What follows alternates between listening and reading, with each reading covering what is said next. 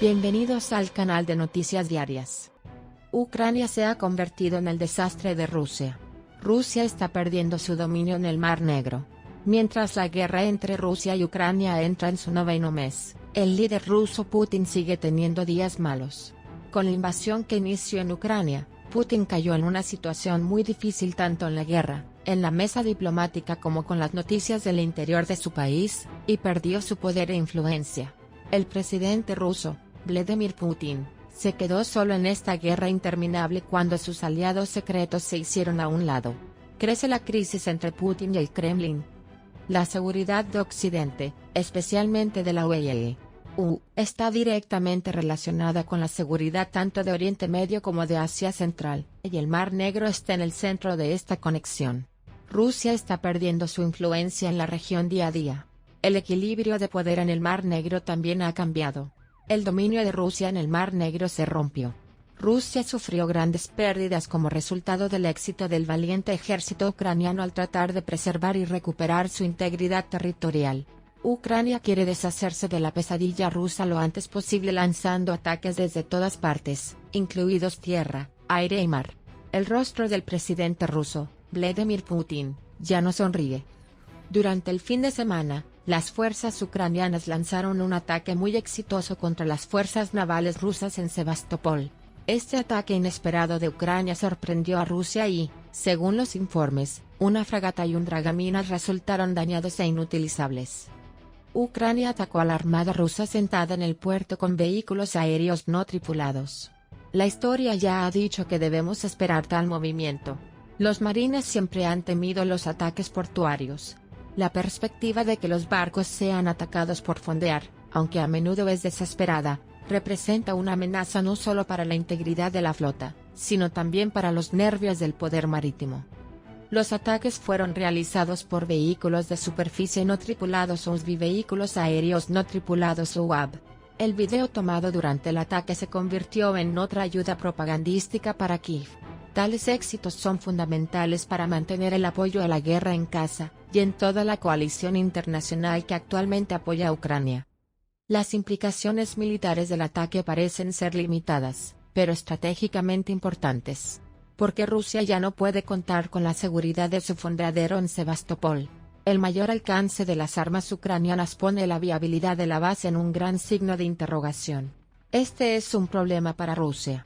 Mantener un fondeadero de flota en Sebastopol es crucial para los objetivos de Moscú en este conflicto. Sin Sebastopol no habría éxito. Rusia lucharía por mantener una fuerza naval significativa en el Mar Negro porque otros puertos existentes carecían de las instalaciones naturales y artificiales necesarias para mantener lista la flota. Cuando Ucrania obtuvo la independencia en 1991, y como resultado del alejamiento de Moscú de Kiev desde 2014, Rusia perdió sus principales astilleros en la región. La decisión de Rusia de apoderarse de Crimea en 2014 ayudó a inclinar la balanza, con la preocupación de que Kiev pudiera rescindir, o al menos no renovar, el contrato de arrendamiento ruso de Sebastopol. La neutralización de Sebastopol afectaría la capacidad de Rusia para proyectar su poder al Mediterráneo y más allá. Este no es el primer ataque de Ucrania contra barcos rusos estacionados. En marzo, los misiles balísticos ucranianos hundieron la lancha de desembarco Saratov en el puerto de Berdiansk, y dañaron otras dos lanchas de desembarco en el proceso. Además, el acceso de Ucrania a los misiles antibuque occidentales ya ha hecho que el Mar Negro sea inhabitable para los barcos rusos. Rusia ya no puede considerar un ataque anfibio en la costa de Ucrania, y amenazar razonablemente los envíos de granos de Ucrania con buques de guerra de superficie. Principalmente, acusó a los barcos rusos de servir como artillería terrestre de largo alcance. Cabe señalar que si bien el ataque no fue un completo éxito, su impacto fue grande. La defensa rusa parece haber destruido algunos de los drones antes de que pudieran alcanzar sus objetivos. Sin embargo, el ataque debería haber alertado a las autoridades navales de todo el mundo, al igual que los británicos atacaron Tarento. En noviembre de 1940, el portaaviones debería haber emitido una advertencia sobre la capacidad de ataque letal de la aviación. Ucrania ciertamente se basó en drones relativamente baratos en términos de mano de obra y posiblemente equipo. El éxito de tal ataque depende del sistema de distribución. La distancia a la que los ucranianos lanzaron los USPs dependía de la capacidad de los drones para mantener el contacto con sus controladores, y la magnitud del daño infligido por las ojivas. Todos estos representan puntos de presión que un defensor en la cadena de muerte puede explotar en el futuro. Todavía no conocemos la mayoría de los detalles, y es posible que no lo sepamos hasta mucho después del final de la guerra. Este ataque ciertamente no fue un Pearl Harbor, ni siquiera Taranto, donde los británicos hundieron 3 buques de guerra italianos.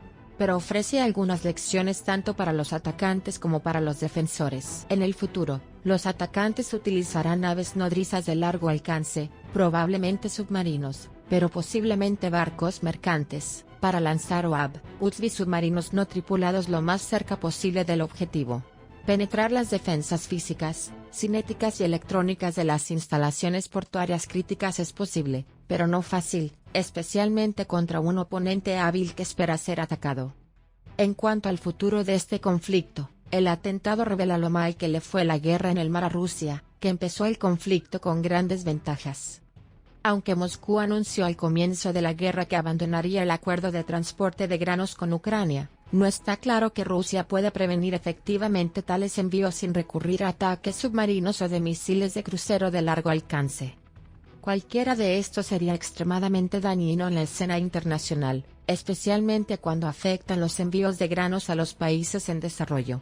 A la larga, el dominio de siglos de antigüedad de Rusia en el Mar Negro se irá desvaneciendo con consecuencias potencialmente importantes para el papel de Rusia en el escenario internacional.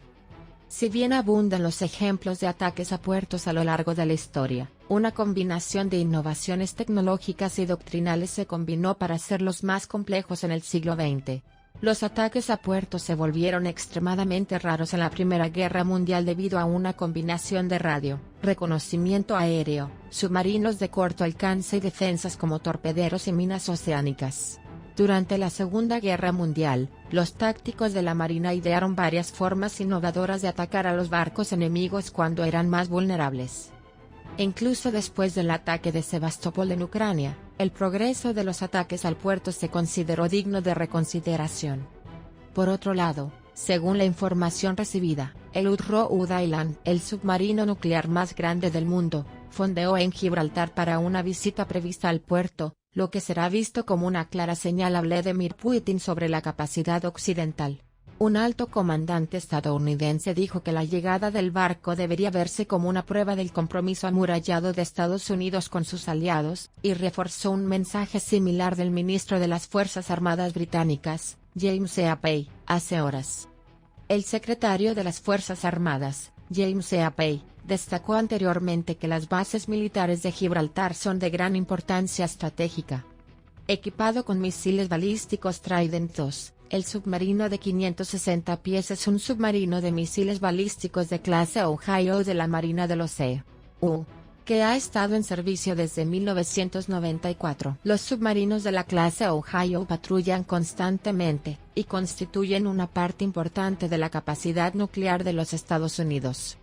En un comunicado emitido por la Marina de los EU, el capitán John Craddock, comandante de la Fuerza de Tarea 69, responsable de las operaciones de guerra antisubmarina de los EU, dijo que los EU y el Reino Unido comparten una sólida historia de cooperación a través de ejercicios, operaciones y otras actividades de colaboración que mejorar nuestras capacidades combinadas y nuestra asociación.